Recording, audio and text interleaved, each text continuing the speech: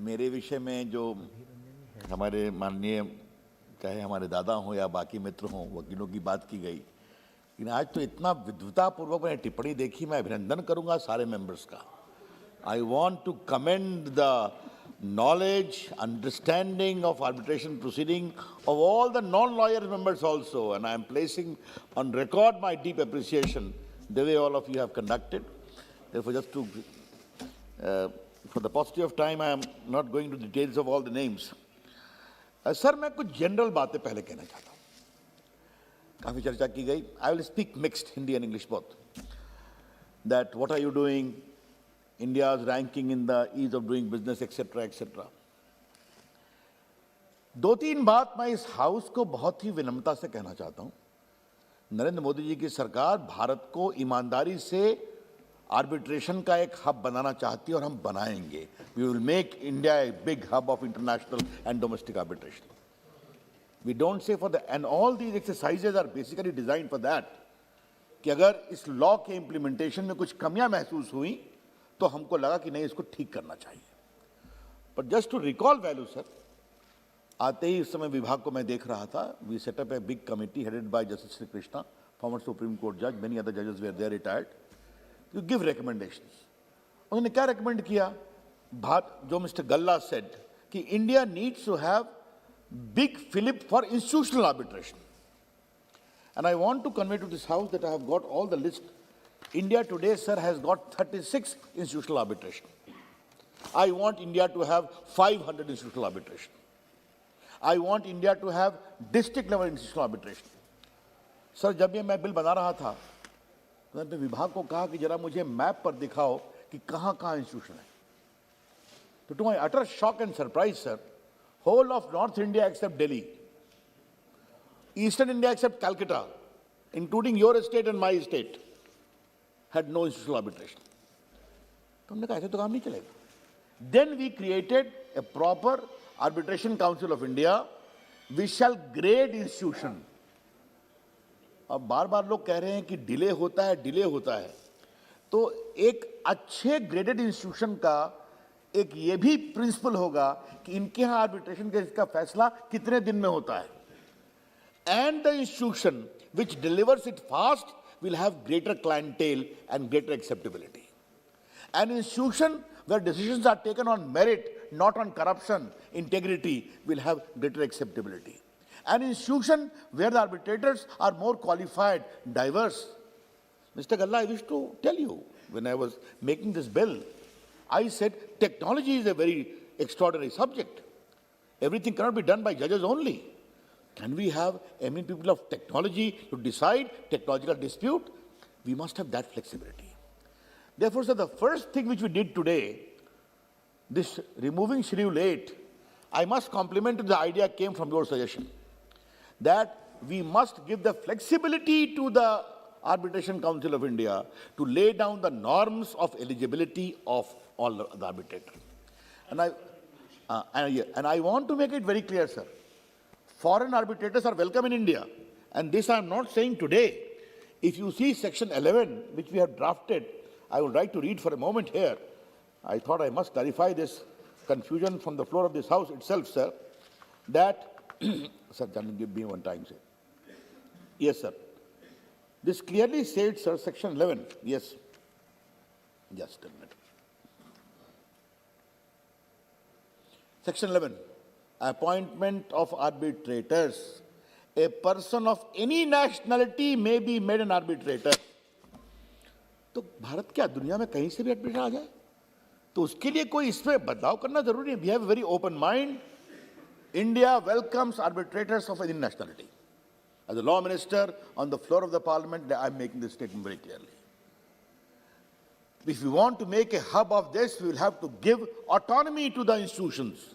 And therefore, we are promoting the institutional arbitration in India, both for international arbitration and the domestic arbitration.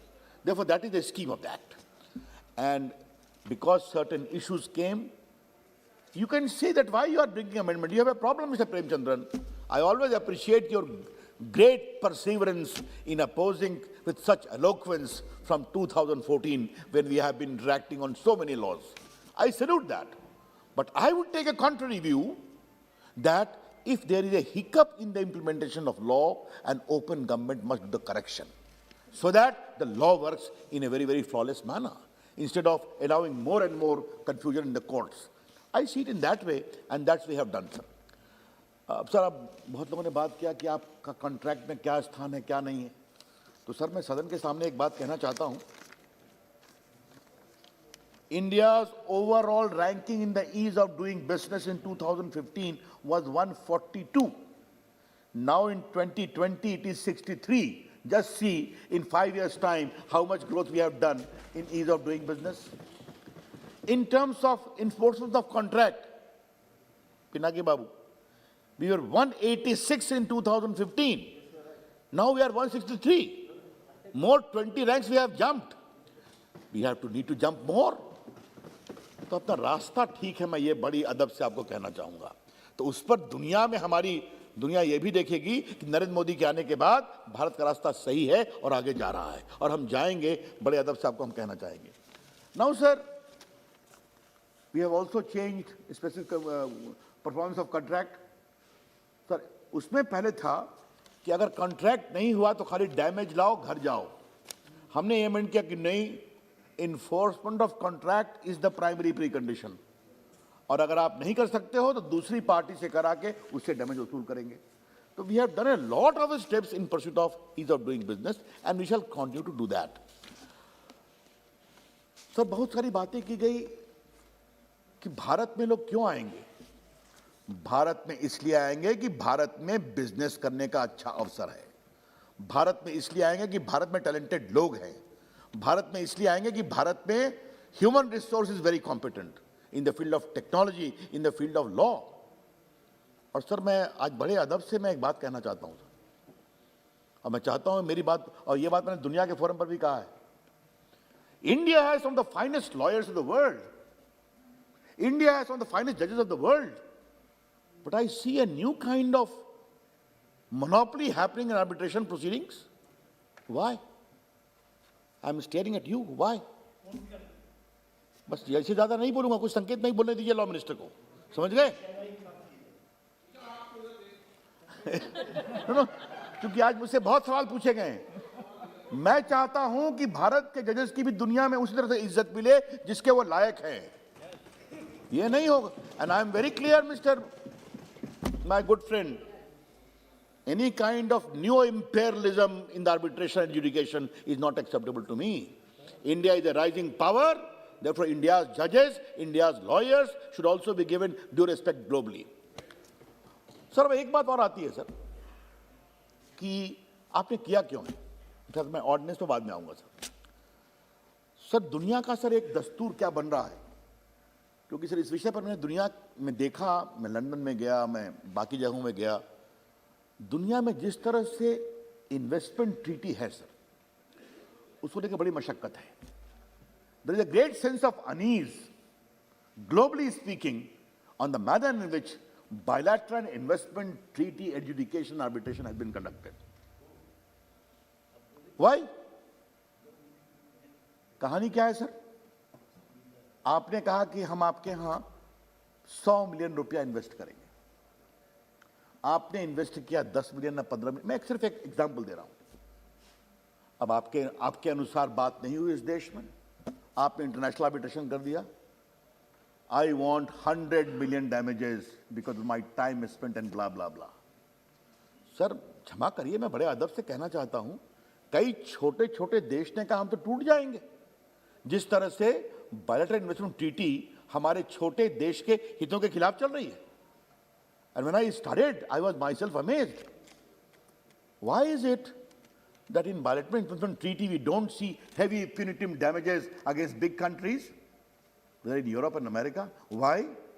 Today, be it South Africa, be it Russia, all of them are having a great sense of unease कि we don't want to join this international architecture of bilateral investment treaty. और सभी भारत की ओर देखते हैं sir कि भारत क्या कर रहा है.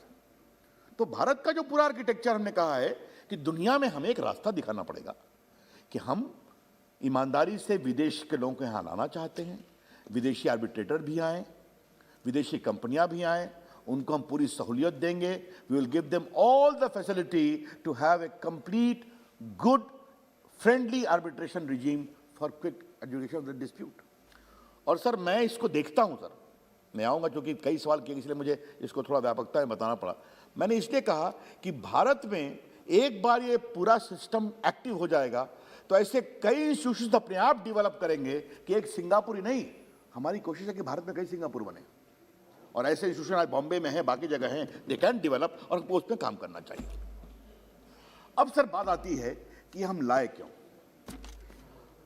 सर मैंने पहले भी कहा था कि सेक्शन 34 में एक बात का प्रावधान है कि अगर करप्शन और फ्रॉड से कोई एग्रीमेंट है तो पब्लिक पॉलिसी के दायरे में आएगा और उसके बिना पर भी आर्बिट्रेशन को आप एग्जामिन कर सकते हैं कि सेटिस्फाइड किया जाए.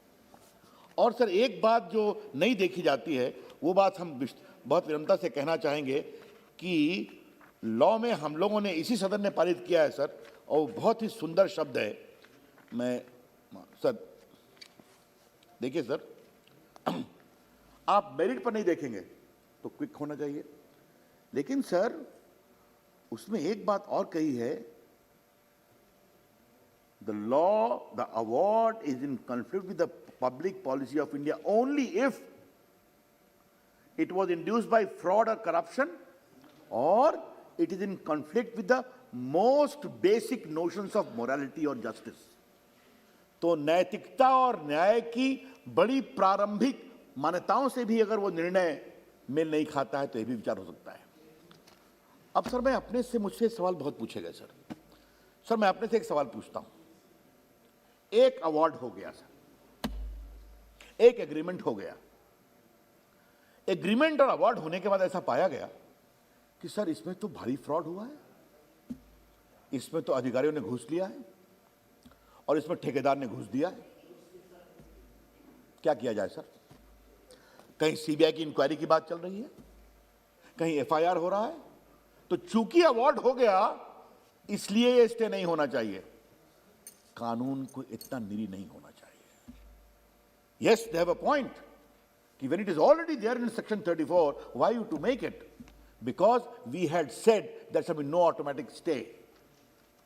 Therefore, from that automatic stay, we are giving this window if the court is prima facie satisfied. और सर आपका इतना लंबा अनुभव है सर, प्राइमा फेसी सेटिस्फैक्शन का एक आधार होता है. क्या एफआईआर फाइल करने से ही कॉग्निजेंस होता है? क्या नहीं होता है ना. इंक्वायरी होती है, पुलिस रिपोर्ट देती है, मजिस्ट्रेट अप्लाई करता है तो कहता है कॉग्निजेंस, बिकॉज प्राइमा फेसी है. तो सिर्फ आरोप लगाने से स्टे नहीं होगा. वकील साहब को और मोकिलान को प्राइमा फेशी एविडेंस पर सेटिस्फाई करना पड़ेगा कि ये 10 कारण हैं जिसके कारण फ्रॉड हुआ है, तब कोर्ट मान सकता है. और सर दूसरी बात कही गई कि you will more promote litigation. Sir ये क्या तर्क है? अगर स्टे में किसी को शिकायत है ऊपर जाके सेटिस्फाइड करा देगा, और स्टे खाली फाइनल 34 के फैसले तक है. The stay is not unlimited. The day the decision of 34 is decided, objection rejected, stay goes. लेकिन सर हमें यह बताएं कि अगर फ्रॉड से कोई कॉन्ट्रैक्ट करके पैसे ले लिए गए और किसी प्रदेश को या किसी देश को फॉरेन ट्राइब्यूनल में कह रहा है कि 10,000 करोड़ दो, 5,000 करोड़ दो, and I would request Supriya ji, please don't confuse this with the issue of retrospectivity of other award which you have in mind. No, India respects the authenticity and sanctity of awards which have been there. This particular law operates in the limited field of fraud and corruption through which it has been obtained. Retrospectivity is a different ball game altogether. I thought I must clarify that. तो sir हमें ये बताया जाए sir कि just मैं आपको sir ये लोग मुझे सर मुझे आपको मालूम है कई चीज़ें गवर्नेंस की होती हैं तो हर चीज़ को यहाँ बोलना उचित नहीं और होना भी नहीं चाहिए. लेकिन मैं सदन को बड़ी विनम्रता से एक उदाहरण दे रहा हूं कि अगर भारत सरकार के खिलाफ और प्रदेश सरकार के खिलाफ 5,000 करोड़ 10,000 करोड़ का अवार्ड पारित कर दिया गया और कोई फॉरेन इन्वेस्टर उसको बाहर में इन्फोर्स करने की कोशिश कर रहा है, ये पैसे टैक्स पेयर्स के पैसे हैं, हमारे आपके नहीं हैं, गरीबों के पैसे हैं. और भारत सरकार को ऐसे भ्रष्ट फ्रॉड से प्रभावित एग्रीमेंट पर बने हुए अवार्ड को टैक्स पेयर के पैसे लुटाया जाए क्या? नहीं। उसका एक बार एग्जामिनेशन 34 में हो जाने दीजिए, और जब तक वो नहीं होगा तब तक आपको हम स्टे करेंगे। Mister Pinaki Mishra, I don't know whether you are more eminent or others are more eminent. I am not as eminent as you are as a lawyer. I acknowledge very clearly. Now I am asking a simple question to you from your professional experience. Is it not a fact that the winner of an award keeps on running from court to court to get the award enforced? Sir, कभी बहस होगी तो एक बार मैं बताऊंगा इस house में कि दुनिया में कितनी जगह आर्बिट्रेशन को इन्फोर्स करने की क्या क्या कार्रवाई चल रही है, और सब ईमानदारी से चल रही है। सर, ये हम नहीं कह सकते। भारत ईमानदार प्रक्रिया का स्वागत करता है, करता रहेगा। भारत ईमानदारी से प्रोक्योर आर्बिट्रेशन प्रोसीडिंग का सम्मान करेगा और निश्चित करेगा। India would like India to become a good hub of arbitration, why not? And if that involve, and sir ये quick conclusion of the entire proceeding, that's very good sir. तो sir, इसलिए मैं इस सदन को आश्वस्त करना चाहता हूं। अब कुछ ने पूछा आप जल्दी क्यों नहीं कर रहे? मैंने स्पष्ट रूप से कहा है कि I wish to give complete autonomy to the arbitration council of India, and even the New Delhi Arbitration Center, which we are setting up in Delhi, for which the law has been passed, must have good autonomy in selection of arbitrators, in overseeing quick disposal of arbitration disputes, etc., quality of arbitrators. So whether the New Delhi Center or Arbitration Council of India. And I'm again saying, when the entire fast tracking of good institutional arbitration will be done, one institution which is delivering time-bound award, the quality of arbitrators is good, they are men of integrity, we will see a different professionalism rising in the country. And yes, Mr. Galla, you are right. To help that happen, we had to delete the Schedule 8, because Schedule 8 was putting some curb for everything we had to come to the Parliament. Now that power has gone to the Arbitration Council of India. They will decide. If they feel, for instance, for IT professionals, we need more clause, go ahead. So we have delegated that power. It is not excessive delegation. It is a rational delegation for speedy delivery of arbitration proceeding in the country.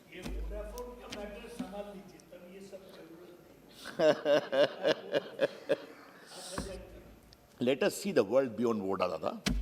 There is a big world beyond Vodafone, huh? Isn't it? Yes.